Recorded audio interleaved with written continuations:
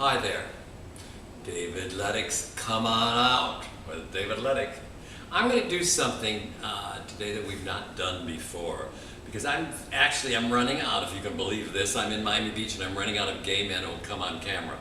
But I have something, I'm getting a lot of mail recently from people and I want to read you something. I have a very, very interesting letter and it's already, I've answered it and it's not on the blog. It's kind of too personal to be on the blog, but I thought, I contacted this person and they said it's all right to read it. And this is how it goes. Dear David, I'm writing to you in the hopes you can perhaps offer words of wisdom. In a nutshell, I'm in an emotional turmoil, my heart being torn in two. On one side, I'm considering leaving my partner of 15 years. If it's lasted for 15 years, that shows something. We're very complimentary, we laugh a lot, rarely argue. Sex has always been good. Last year I discovered he had slept with someone while I was out of town. Wasn't his first fling. He's had several over the last 10 years when traveling for his job. We never agreed to an open relationship, and in our discussions what I thought to communicate was, I can understand an accidental occasion, and don't get me wrong, I'm not Snow White. It's happened to me once a few years back. But in the past, when I would confront him on his flings, he would lie and deny them. Last year, however, was the drop of water that made the bucket overflow. And I realized it's not just his unfaithfulness, but sort of an overall lack of consideration over the years. However small and insignificant, these lapses sexually have accumulated slowly. And I realized that as much as I love him, the passion is gone.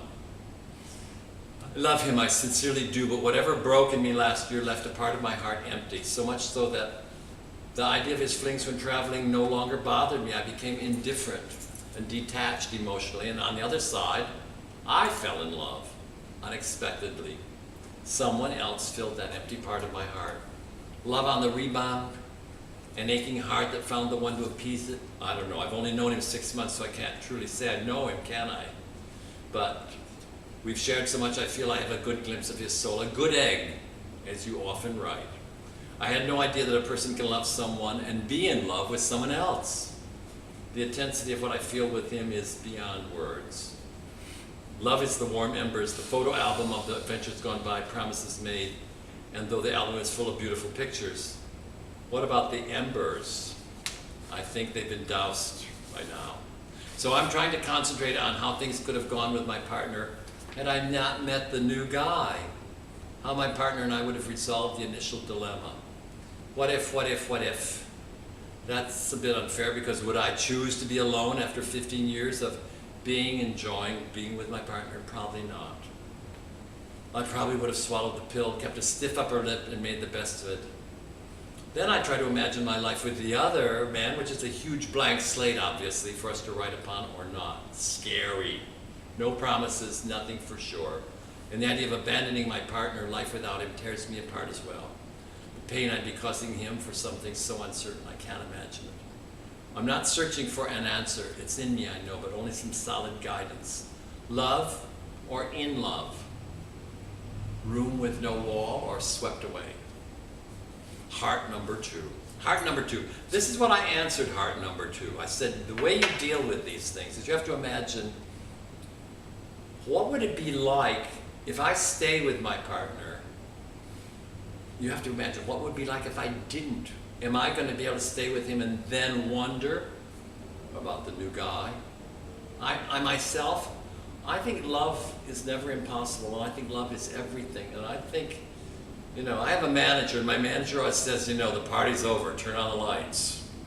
And I think if the party's over, turn on the lights, because I really, if you've been with somebody for 15 years, it's okay, but the rest of your life doesn't have to be a monument to those 15 years. And if you've met somebody, and you're really feeling something very emotional, I think you owe it to yourself to find out where that goes. Because later you would say to yourself, you're 55, you're 60, you're 65, and you think, I could have gone somewhere in my late 40s, I could have had another life and I didn't do it.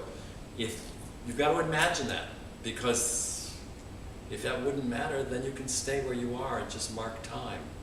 But for myself, I couldn't do that. For myself, I would have to find out You have to be brave. And, you know, all of us are afraid. All of us are afraid.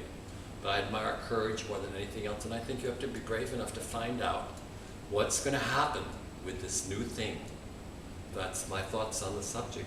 Ciao, ciao.